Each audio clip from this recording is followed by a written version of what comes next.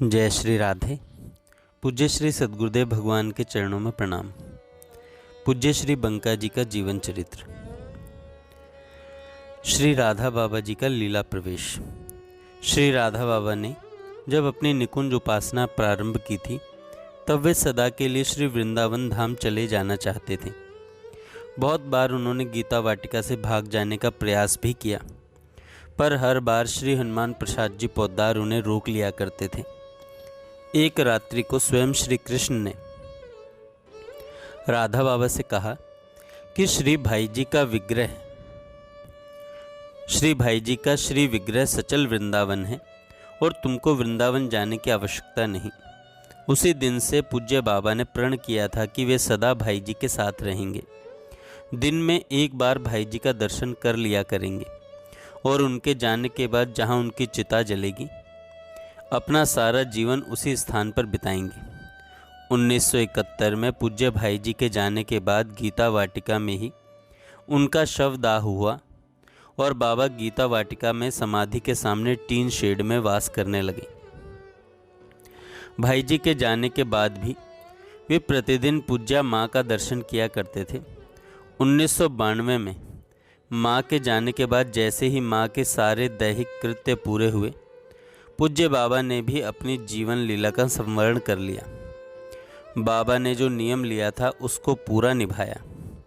भाई जी की अर्धांगिनी अर्थात माँ जब तक धरा पर रही, बाबा ने नित्य उनका संग दर्शन किया और उनके जाने के तुरंत बाद ही स्वयं को सबकी नज़रों से छुपा लिया। पूज्य बाबा चले नहीं गए, अपितु उन्होंने स्वयं को छिपा लिया। उनके प्रत्यक्ष दर्शन का अभाव हो गया। उनके अंतर्हित हो जाने से विचित्र करुणा प्लावित इस परिस्थिति का श्री बंका जी के भीतर बाहर उद्भव हो गया। श्री बंका जी का मन बार बार उनसे यही कहता था कि कमरे में चुपचाप पड़े रहो, अब कहाँ जाना और कहाँ आना।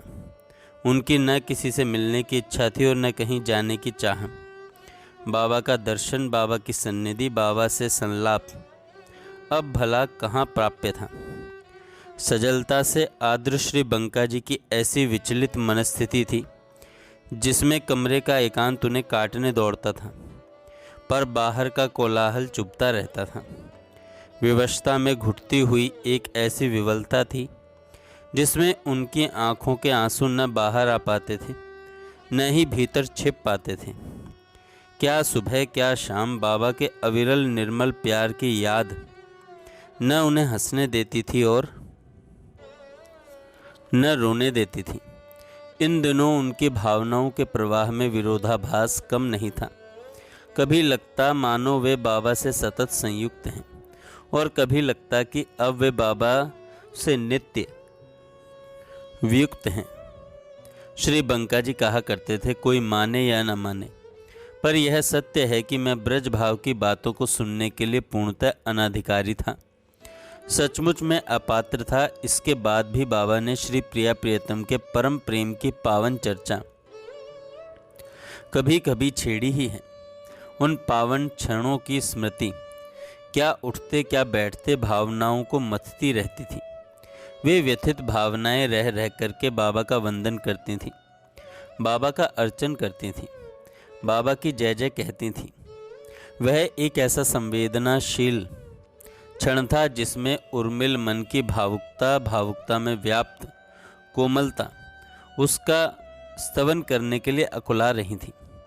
ऐसी आकुलता के क्षणों में पूज्य श्री महाराज जी का भाव भरा पत्र श्री बंका जी को मिला। इस पत्र ने श्री बंका जी के अंतर को और अधिक आंदोलित कर दिया। वृंदावन उत्तर भेजने के लिए अब उनके पास कुछ भी नहीं था। उनके सामने प्रश्न था कि पूज्य श्री महाराज जी को अब क्या लिखकर भेजें। उन संवेदनशील क्षणों में उनके विगलित अंतर के भाव लेखनी के सहारे जिस रूप में अवतरित हो उठे, उसी साक्षात सलिलांजलि को यहाँ प्रस्तुत किया जा रहा है। तेरे आंचल की जय हो, जो स्नेह के कोमल तारों से निर्मित है, जो स्नेह के भव्य भावों से भावित हैं, जो स्नेह की ललित लीलाओं से लसित हैं। तेरे आंचल की बार बार जय हो। जिसकी किनारी का किनारा नहीं, जिसकी सुंदरता की सीमा नहीं, जिसकी मधुरता का पार नहीं। तेरे आंचल की सतत जय हो। श्री राधा बाबा के नित्य लीलालीन होने के बाद सन 1993 में टीन शेड के नीचे जिस स्थान पर उनको समाधि दी गई थी, वहाँ नेह निकुंज का निर्माण होने की योजना बनने लगी। बाबा की भव्य प्रतिमा जयपुर के कारीगर के द्वारा बनवाई गई और उनके पीछे अष्ट सखियों सहित श्री राधा रानी की प्रतिमा स्थापित की जानी थी। श्री बंका जी की जानकारी में यह सब योजना बन रही थी। नेह निकुंज की रूपरेखा निर्माण में भी श्री बंका जी का सराहनीय योगदान रहा। बाबा के चले जाने से अति व्यथित हृदय श्री बंका जी ने वृंदावन के संत पूज्य श्री बालकृष्ण दास जी महाराज से एकांत में कहा, महाराज जी, मेरी एक प्रार्थना है, उसे आप ही पूर्ण कर सकते हैं। बाबा ने मुझे जो सखी स्वरूप प्रदान किया है, मेरी यह चाह है कि वह विग्रह श्री राधा रानी के एकदम समीप विराजित किया जाए। माना कि हर मंदिर में श्री राधा रानी के एक और ललिता जी और दूसरी ओर श्री विशाखा जी ही विराजित हैं, पर मेरी यह आंतरिक इच्छा है कि श्री किशोरी जी के एक और श्री चंपकलता जी को स्थान दिया जाए। आप मेरी इस इच्छा को पूर्ण कीजिएगा। श्री बंका जी की बात को श्री महाराज जी बहुत ध्यान से सुन रहे थे। उन्होंने श्री बंका जी को धैर्य बंधाते हुए कहा, नेह निकुंज के निर्माण कार्य में बाबा स्वयं सब कुछ देख रहे हैं और संभाल रहे हैं। सारा कार्य वे ही करवा रहे हैं, आप चिंता न करें। देव जगत पूर्ण सक्रिय है, आप बस बाबा से ही प्रार्थना करते रहें। श्री बंका जी भगवती माँ त्रिपुर सुंदरी से कातर प्रार्थना कर रहे थे कि किसी भी प्रकार से श्री राधा रानी के समीप उन्हें ही स्थान प्राप्त हो। जब सारी सखियों के विग्रह जयपुर से बनकर आए, उनको खोला गया तो पाया गया कि किसी सखी का मुख बाईं ओर है और किसी सखी का मुख दाहिने ओर है।